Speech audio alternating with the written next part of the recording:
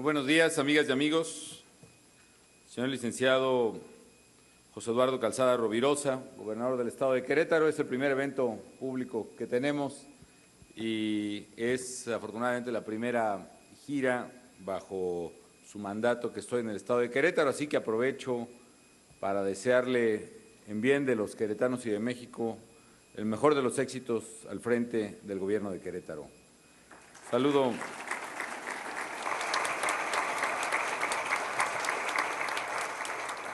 a la señora Sandra Albarrán de Calzada, también con mis parabienes, al diputado Irán Rubio García, presidente de la Mesa Directiva del Congreso del Estado, al magistrado Jorge Herrera Solorio, presidente del Tribunal Superior de Justicia del Estado, al médico veterinario Francisco Domínguez, presidente municipal de Querétaro, al licenciado Valentín Díez Morodo, presidente del Consejo Empresarial Mexicano de Comercio Exterior, Inversión y Tecnología, el COMCE. Le agradezco mucho, Valentín, su invitación a este congreso.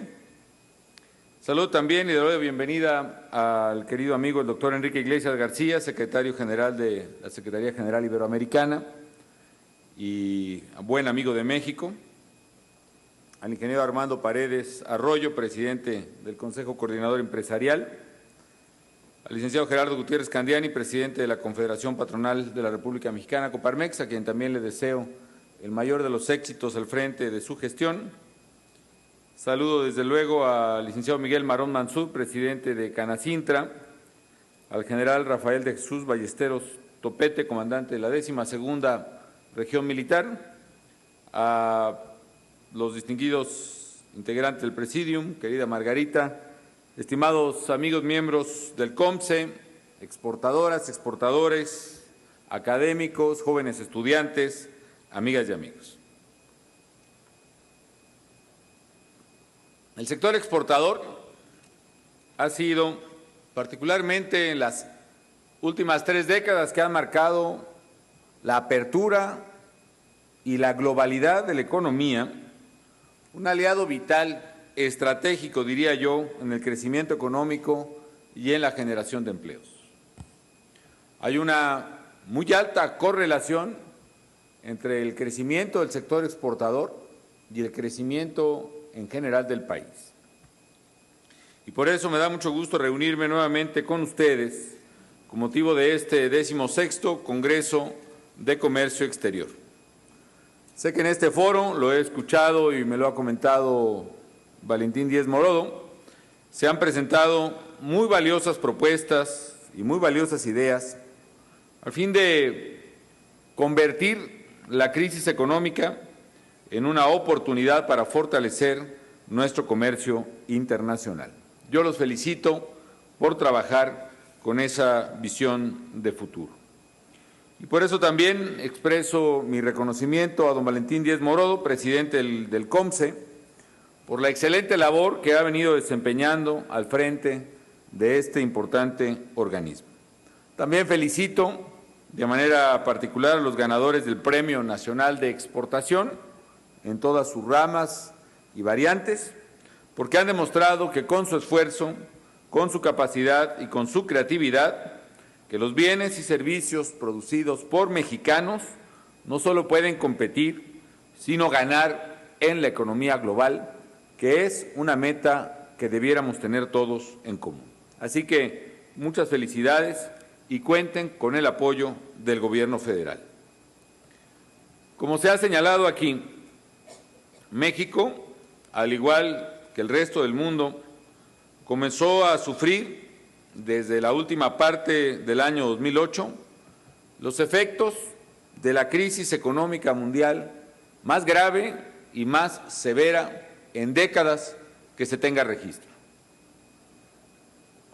Todavía en la última reunión, en el último Congreso de Comercio Exterior que tuvimos oportunidad de compartir hace aproximadamente un año,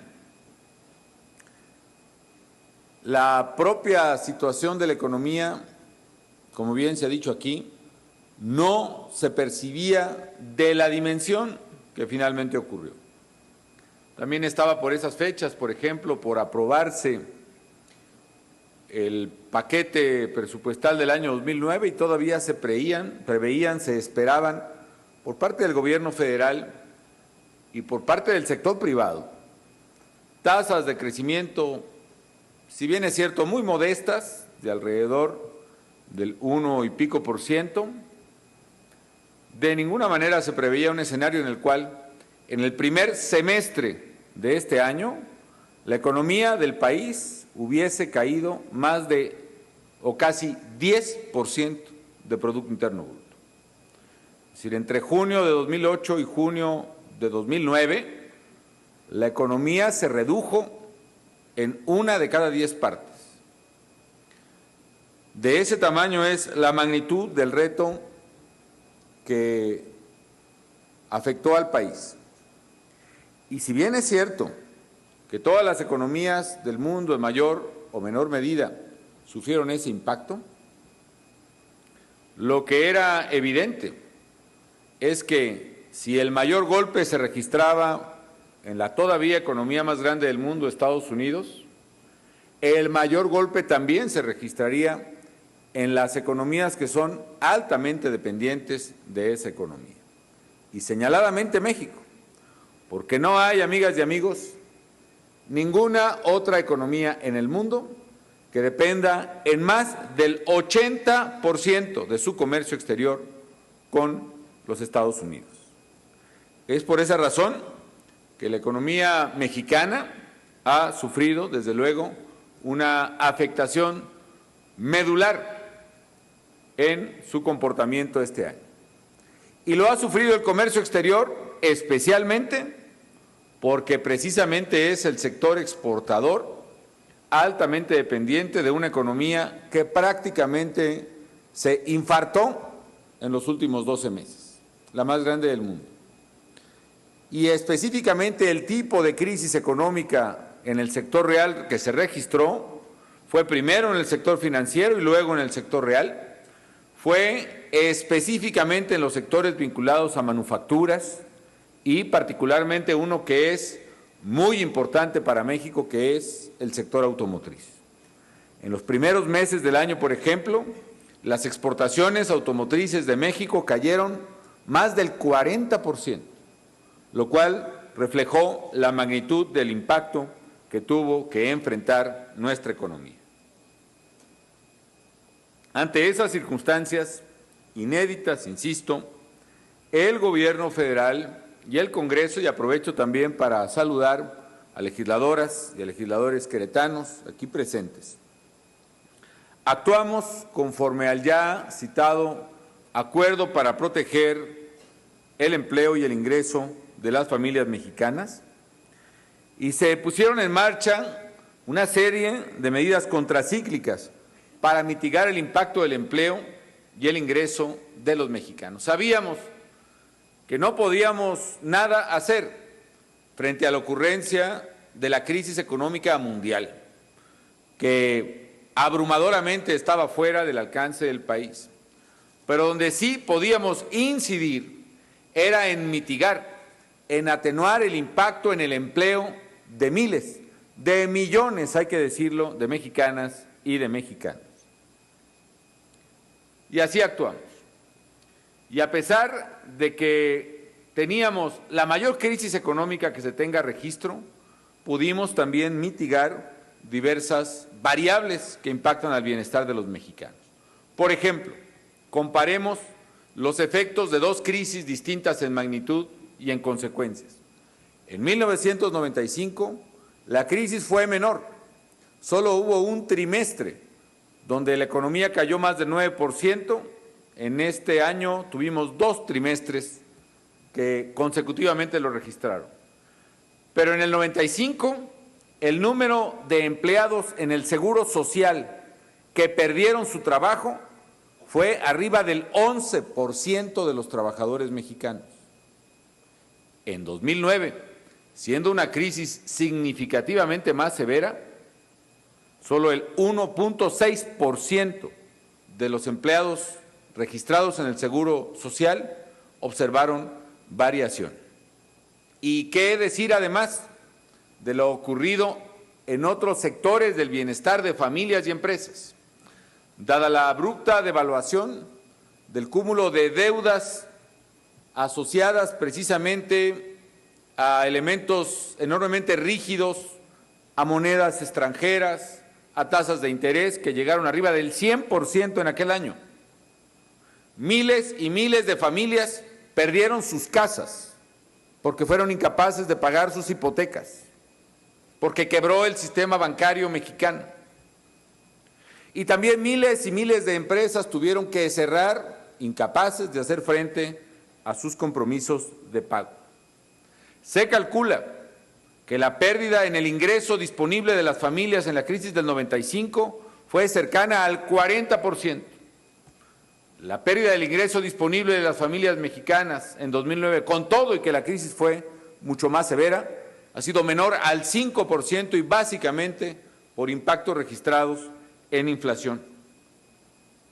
Hoy, amigas y amigos, tenemos que reconocer, sí, la severidad de la crisis, pero también vale la pena hacer un recuento de las cosas que como mexicanas y como mexicanos hemos realizado. ¿Y qué hicimos precisamente para evitar el impacto en el empleo? Lanzamos el programa de empleo temporal más ambicioso que tenga registro la economía mexicana. Entre enero y junio, limpiando carreteras, abriendo brechas contra fuego, limpiando zonas arqueológicas para abrirlas a la investigación o al turismo, se generaron 500,000 de empleos en México. Y si hay empresas, entre otras muchas en el estado de Querétaro, por cierto, y muchas vinculadas al sector exportador,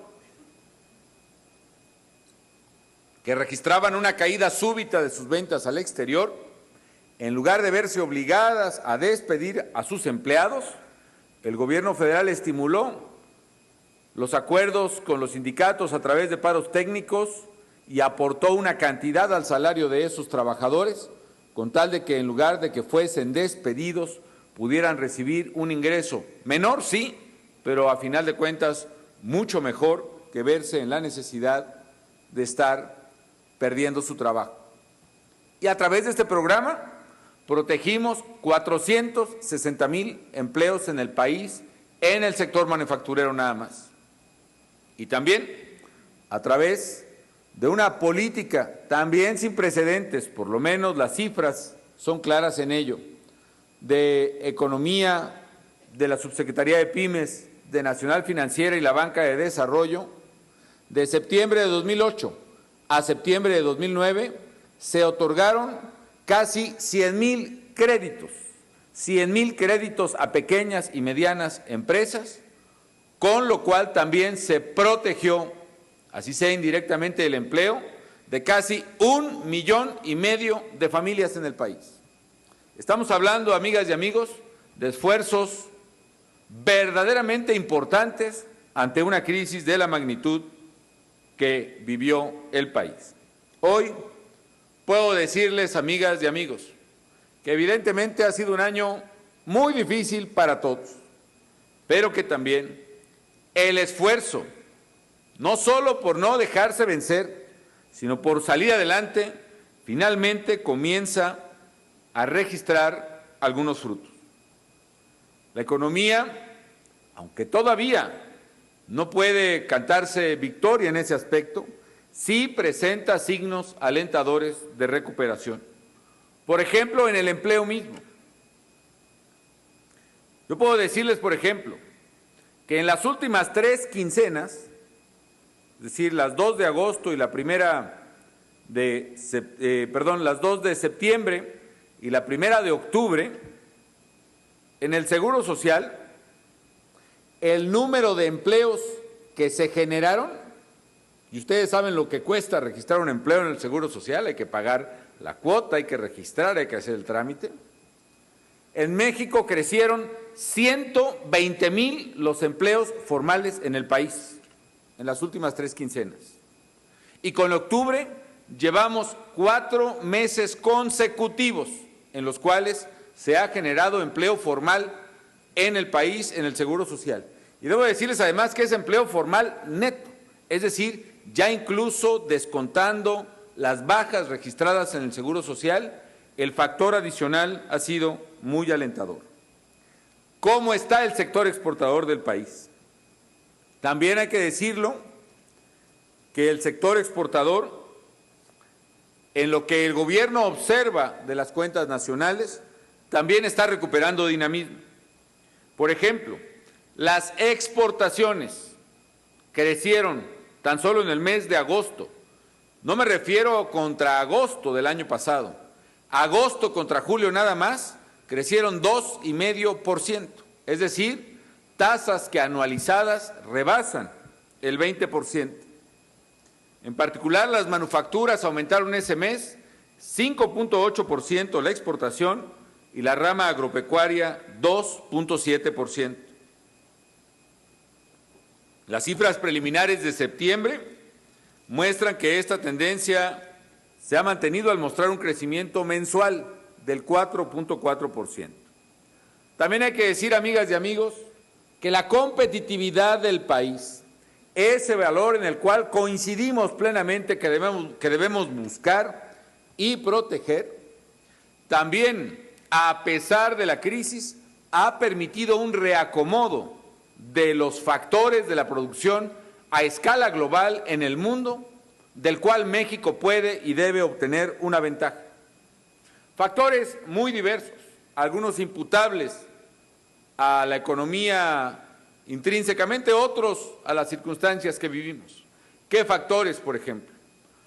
El factor asociado a costos de transporte por precios de los combustibles en el mundo, que ha provocado que muchas empresas, por ejemplo, que se habían ido a producir determinados bienes en Asia, en China señaladamente, hoy están regresando a México a ensamblar aquí lo que ensamblaban allá y que los costos de transporte ya no les permiten competitivamente trasladar desde zonas tan distantes al mercado americano.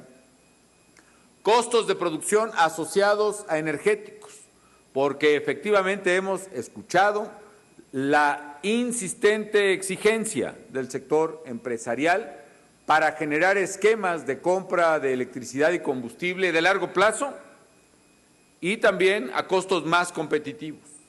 Hubo reducciones significativas de tarifas a principio del año y se están poniendo en práctica por primera vez en el país contratos de largo plazo de suministro de electricidad y de gas. O bien las variables asociadas al tipo de cambio, porque efectivamente, amigas y amigos, en esta recomposición mundial, un tipo de cambio como el observado en el caso mexicano también ha tenido una incidencia, a mi manera de ver, positiva en el sector exportador. ¿Cuál es la resultante en términos de la competitividad para México? Cito, por ejemplo, el índice de la consultora AlixPartners, que señalaba que en el año 2005 México estaba atrás de China, atrás de India y muy cercano a Brasil en términos de competitividad de costos de producción en economía global. El índice Alix ahora señala que México es una economía en términos de costos de producción más competitiva que Brasil, que tiene un índice de 80, que India, que comparte el de 80, el de China, que tiene el 93, y México registra un índice de costos de 75 puntos. Esto además que se expresa en un estudio hecho por una consultora, no una sino varias, por cierto, también se refleja en el comportamiento de las exportaciones mexicanas a Estados Unidos. ¿Por qué razón, amigas y amigos? Porque las exportaciones no solo han crecido en volumen, sino también en participación de mercado.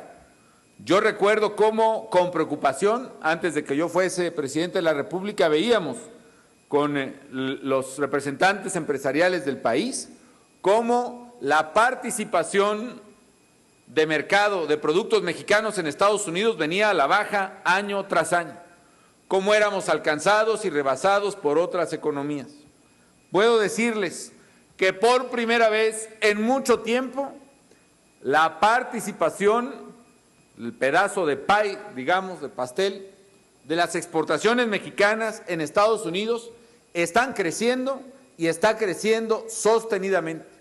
Entre enero y agosto de este año nuestras exportaciones crecieron de 10 a 11% del total de importaciones americanas, es decir, un punto porcentual más en menos de un año, que refleja precisamente este factor nuevo de competitividad de productos mexicanos. Y hay otros datos alentadores que es importante también seguir, así como se siguieron con toda puntualidad y minuciosidad cada dato adverso que se fue registrando desde octubre del año pasado a la fecha. También yo creo que vale la pena registrar los datos positivos que también se vienen registrando. Ayer hubo otro dato alentador, sobre todo para ustedes, amigas y amigos, que conocen bien la exportación, y es que la Oficina de Análisis Económico del Departamento de Comercio de Estados Unidos reporta que la economía norteamericana creció en el trimestre tercero que acaba de pasar 3,5%. Es decir, el mercado al que ustedes exportan fundamentalmente está creciendo. Pienso que esta es una gran oportunidad para las exportaciones mexicanas a su principal destino, que es el mercado de los Estados Unidos. La crisis, pues, amigas y amigos, lejos de inhibir las posibilidades de desarrollo, debe ser un acicate para lograr nuestra aspiración de fondo, que es la transformación de nuestro querido México. Ese ha sido, además, amigas y amigos, el objetivo central de mi gobierno en materia económica. Lo dije desde la campaña electoral y lo reitero: una economía competitiva, generadora de empleos. Y para que esa economía sea competitiva y generadora de empleos, se requiere la persistencia en factores críticos que determinan la competitividad de la economía. Un primer factor, por ejemplo, es el Estado de Derecho y la legalidad. No puede haber prosperidad y no puede haber competitividad si no hay precisamente certidumbre jurídica y tranquilidad y certeza para vivir, para invertir y para prosperar. Y por esa razón, amigas y amigos, hemos trabajado con ahínco y de manera determinante en recuperar para nuestro México la seguridad y el Estado de Derecho. No es, como he dicho ya, porque haya una obsesión con un tema específico, en materia de drogas, por ejemplo. No es, como algunos quizá hayan pretendido, porque se tiene algún tipo de preocupación específica con un asunto u otro.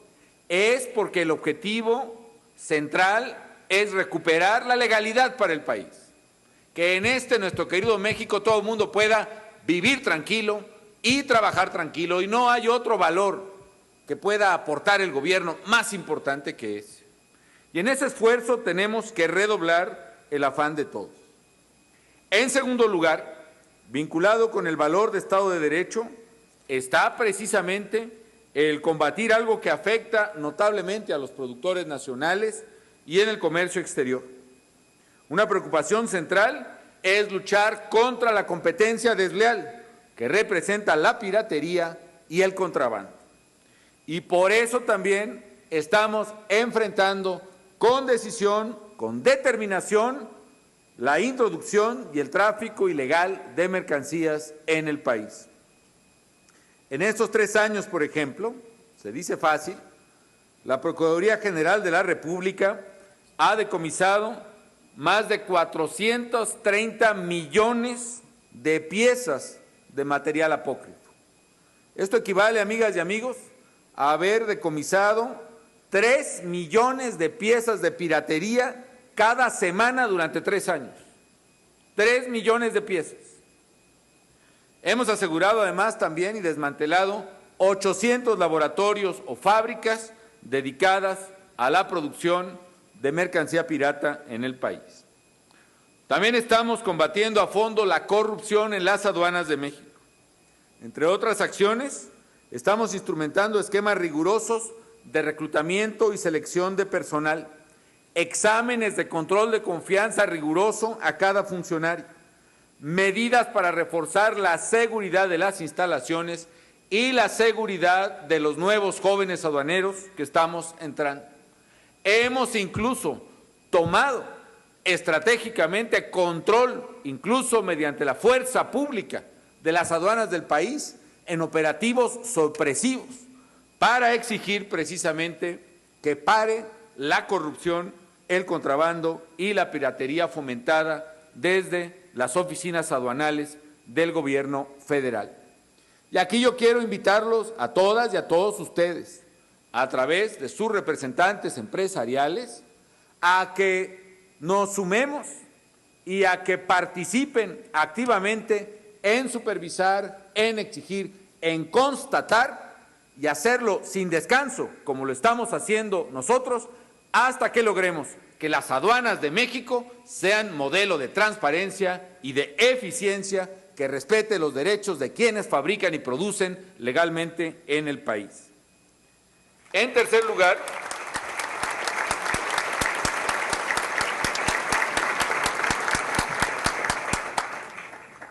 estamos impulsando, como ya se dijo aquí, y fue parte vital de la estrategia contracíclica, un ambicioso programa de infraestructura. Hemos incrementado la inversión, pasando de tasas de poco menos del 3% del PIB, que ese era el promedio de lo que se invertía en el país en los, en los 6 años anteriores a mi gobierno, a tasas del 5% del PIB con todo y crisis. Inversiones públicas e inversiones privadas que verdaderamente permiten, ese es el objetivo, que México gane en competitividad y a la vez generan empleo. Tan solo por recordarlas, por el rumbo donde andamos, ¿no? Está haciéndose el acueducto 2 de Querétaro, que va a traer agua desde el río Moctezuma, en la cuenca del oriente del país, en la que va el Golfo de México, hasta el estado de Querétaro, y con ello equilibrar lo que durante décadas o siglos se dañó, como fue la cuenca del Lerma-Santiago. Y estamos también, construimos o terminamos la carretera Morelia-Salamanca, y estamos trabajando en los libramientos ferroviarios de Morelia y de Celaya, y se terminó finalmente el arco norte de la Ciudad de México, que permite ir desde Querétaro hasta Puebla y desde luego hasta Veracruz sin pasar por la Ciudad de México, ahorrando además casi 3 horas de trayecto. Y estamos trabajando intensamente, amigas y amigos. Inauguré hace poco la segunda pista del aeropuerto de Cancún, que permite por primera vez en el país aterrizajes simultáneos y hará de Cancún no solo un destino turístico, sino puede ser un verdadero hub de transporte, de mercancías y de personas, de progreso del país. Y la próxima semana inauguraré otro aeropuerto en el Mar de Cortés. En fin, cuarto punto, amigas y amigos, estamos impulsando una reforma regulatoria porque queremos hacer del gobierno un aliado y promotor del desarrollo económico. Sabemos que el sector exportador requiere de certidumbre jurídica que le permita reducir sus costos de operación y competir en el mundo. Y por eso estamos avanzando en la modernización del marco regulatorio del comercio exterior. Muchos países en el mundo, asustados frente a la crisis, se dedicaron a subir aranceles. Yo expresaba en la pasada reunión del G20 en Pittsburgh nuestro reclamo, que en la reunión de Londres anterior, todos los países, todos los del G20 sin excepción, hicimos enérgicos llamados a evitar el proteccionismo, porque el proteccionismo iba a retrasar la recuperación económica. Y sin embargo demostraba yo ahí que de los 20 países representados, un poco más en realidad, 14 habían puesto aranceles o medidas proteccionistas en unos cuantos meses. En México no lo hacemos así, porque sabemos que ustedes, para poder exportar un producto de calidad, necesitan tener insumos nacionales los mejores, pero si necesitan insumos de otros países, también deben tener acceso a los mejores. Porque la regla de competitividad es esa, que sea el precio y que sea la calidad lo que determina si un producto se vende o no se vende. Y por esa razón hemos trabajado por desregular y reducir los aranceles. Los hemos bajado más o menos del 13% al 8% y la meta es llegar incluso al 4% al final de la administración. Y queremos además competir y ganar en otras economías, no solo en las desarrolladas, sino en economías en desarrollo con alto potencial, como es la de Brasil, donde va a estar la clave del crecimiento de las exportaciones mundiales en la próxima década, no en las economías desarrolladas que tuvieron un límite muy claro en esta crisis, sino en economías grandes y en desarrollo de Asia y de América Latina. En quinto lugar, amigas y amigos, y aquí también les hago una invitación sincera y cordial a los exportadores del país. En este Congreso o en cualquier otro que ustedes decidan, a través del COMCE o cualquiera de las organizaciones empresariales, yo los invito a que me digan cuál es el camino de la regulación, de la desregulación del comercio exterior del país. Cualquier medida que vaya precisamente a hacer más fácil y más eficiente producir en México respecto de otros países. Yo puedo asegurarles, amigas y amigos, que el gobierno federal, por mi conducto, está decidido, absolutamente decidido, como lo he dicho, a hacer cambios y a hacer cambios de fondo. Ustedes digan, ustedes propónganos, pongámonos de acuerdo en una agenda en serio para desregular, para derogar, para cortar todo lo que estorbe regulatoriamente la producción y la vamos a hacer. Y el próximo año, la próxima reunión de COMCE, aquí estaremos rindiendo cuentas de este compromiso.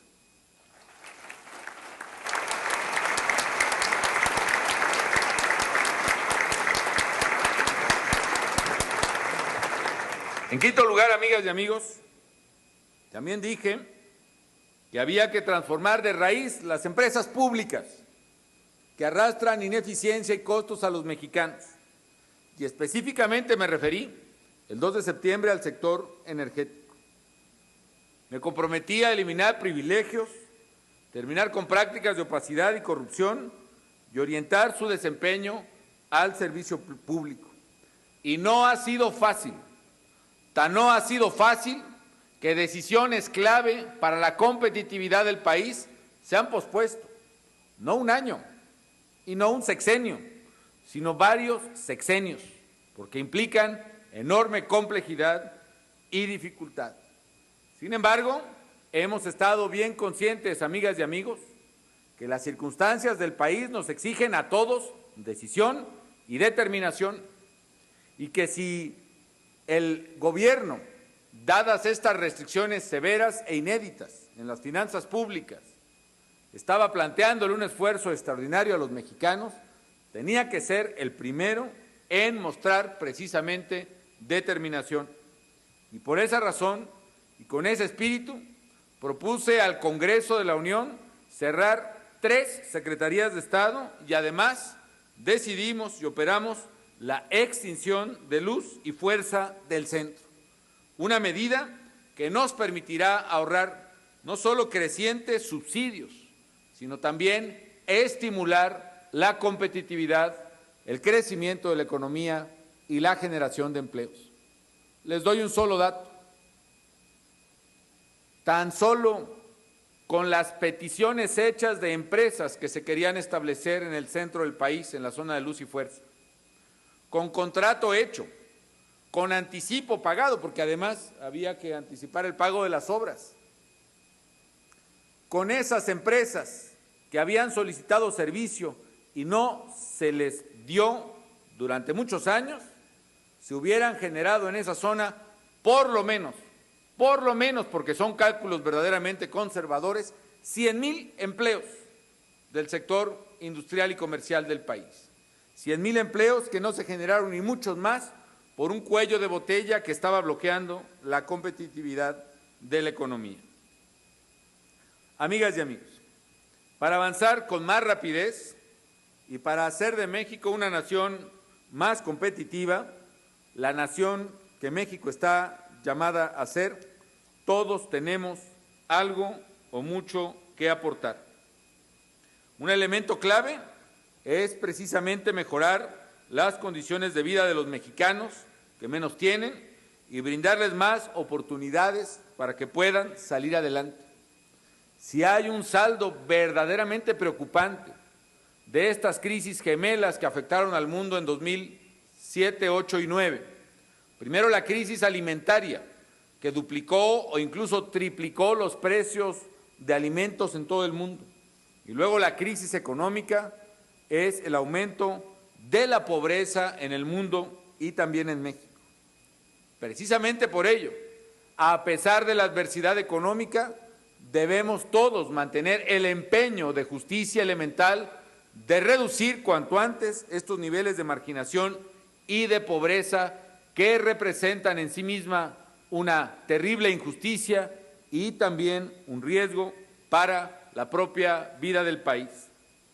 Y tenemos que avanzar en ese frente y en otros que el país necesita, en cobertura universal de salud y en el logro de educación de calidad. Soy consciente, amigas y amigos, de las enormes necesidades y dificultades que enfrenta el país y, desde luego, sus sectores productivos.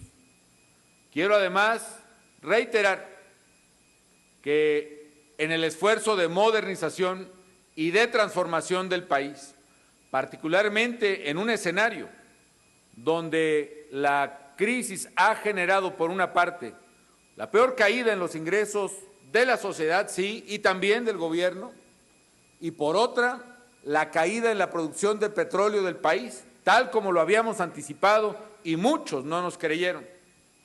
La caída en la producción de petróleo en este año ha sido la más dramática que tenga registrada la economía mexicana.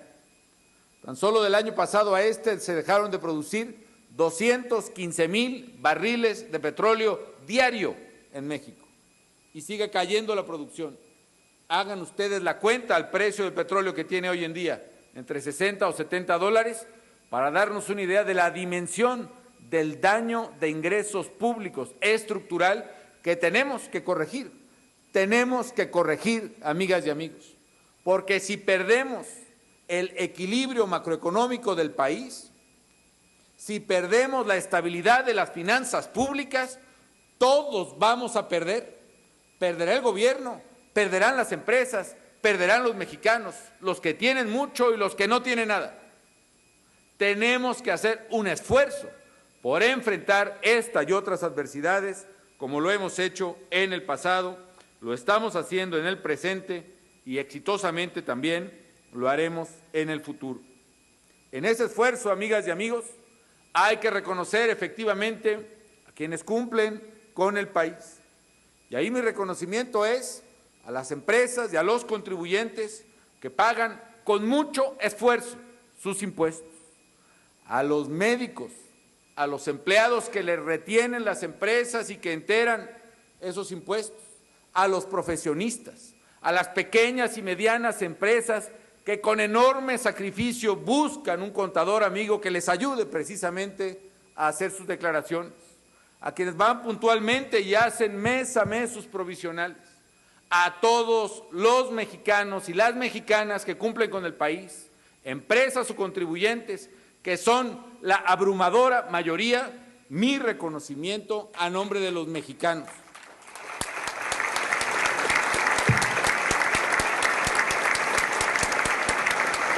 Y a quienes evaden impuestos, a quienes no los pagan, cometen una injusticia con todos, con los que cumplen y también con una abrumadora mayoría de mexicanos que necesita esa contribución. Y en ello no hay discusión, estamos plenamente de acuerdo. La autoridad tiene el deber, y no solo el deber, también el derecho de exigir ese cumplimiento. Y aún en ese cumplimiento, amigas y amigos, si de la observación misma que todos podemos hacer se demuestra que, a pesar del esfuerzo que se realiza, la regulación existente refleja que ese esfuerzo no es parejo, o que genera inequidades, o que genera privilegios, me parece que lo razonable y lo responsable del gobierno, y me atrevería a decir de todos, es corregir esos desequilibrios y corregir esas inequidades. Porque no podemos exigirle más a una pyme de 5 empleados que hace un esfuerzo enorme para pagar su impuesto sobre la renta a una empresa que puede verdaderamente, con su fuerza, tener una estructura corporativa que le permita, al final, hacer una contribución significativamente menor. El señalamiento no es que se esté evitando o contrariando la ley. Eso lo entiendo perfectamente. Por eso mi reconocimiento a quienes pagan conforme a la ley. Pero el esfuerzo que tenemos que hacer es que si el marco regulatorio genera inequidades, tienen que corregirse. Y eso es precisamente lo que debemos hacer. Sé muy bien que la exigencia de los mexicanos es acabar con privilegios, acabar con regímenes de excepción. Sé muy bien que la exigencia de quienes contribuyen es que todos contribuyan. Y sé muy bien que la exigencia del contribuyente es que el gobierno utilice bien y honestamente, con eficiencia, hasta el último de los centavos que recauda. Y en eso sé que tenemos mucho que hacer, pero en eso estamos avanzando y seguiremos avanzando a este camino. Ahora bien, amigas y amigos, hay desde luego en nuestro país una enorme libertad de expresión, una libertad que nos ha costado mucho, muchísimo construir. Una libertad, amigas y amigos, que es de los bienes más preciados que tenemos los mexicanos. Y yo me honro de haber contribuido en muchos años de autoritarismo a luchar porque existiese esa libertad. Y ahora como gobierno, precisamente por ello, no solo avalo, sino propongo que ensanchemos esa libertad de expresión. En los últimos meses y semanas ha habido todo tipo de expresiones acerca del gobierno. Muchas muy justificadas y muy merecidas. Otras, a mi juicio, sencillamente no tan justificadas, pero todas absolutamente respetables. Y pienso también que en esa libertad el gobierno no solo tiene derecho, sino el deber, un deber con los ciudadanos de explicar sus decisiones. Bienvenida la expresión libre y bienvenido el debate. Y dentro del debate también entendamos todos que más allá de nuestras diferencias existe un amplísimo campo de coincidencias que es donde verdaderamente se construye la capacidad de acuerdo y de entendimiento. El gobierno federal, por mi conducto, reitera que siempre estarán abiertas las puertas del gobierno para el diálogo y el entendimiento.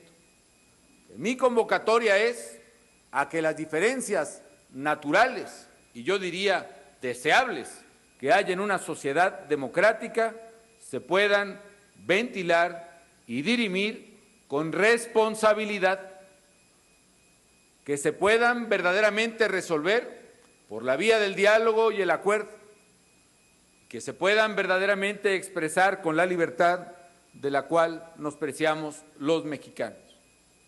Y mientras exista precisamente esos caminos abiertos al diálogo, se verá con enorme claridad que son mucho más las coincidencias que nos unen que las diferencias que nos separan. Y que dentro de tales diferencias están desde luego las diferencias legítimas de la defensa de los intereses, también legítimos de personas, de empresas o de grupos. Que eso lo entiende perfectamente el gobierno, pero que el deber del gobernante es, y más en una hora tan crítica y tan importante como la que vive México, hacer prevalecer el interés superior de la nación por encima de cualquier interés particular, que siempre habrá, siempre estarán abiertos los anchos caminos del entendimiento para buscar soluciones. Y como bien dijo aquí Valentín Díez Morodo, más allá de esas diferencias, más que ser tiempo de generar confrontaciones, primero está México. En eso, amigas y amigos, en el ideal que compartimos de hacer de el sector exportador, un sector próspero, un sector que gane, un sector que le vaya bien, un sector que genere empleos en México, no podemos más que coincidir. En el interés de que nuestra economía crezca, repunte con tasas fuertes, sostenidas, no podemos más que coincidir. En el interés de que México sea el país próspero al que aspiramos, no podemos más que coincidir.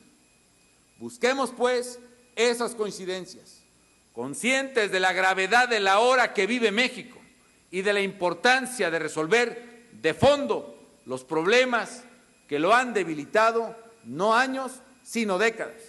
El tiempo se agota, los recursos también. Es la hora, amigas y amigos, de las decisiones. Es la hora de cambiar y cambiar a fondo. Lo he dicho y lo reitero. Y en ese cambio a fondo, construyamos el México que anhelamos.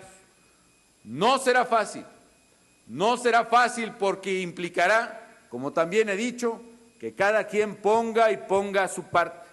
El gobierno, tengan la certeza, pondrá su parte, está poniendo su parte, y una vez superada esta difícil circunstancia, esta coyuntura por la que nos ha tocado atravesar, verán ustedes que vendrán mejores días, mejores tiempos y alcanzaremos el anhelado sueño de hacer de nuestro México un país próspero, un país mucho mejor.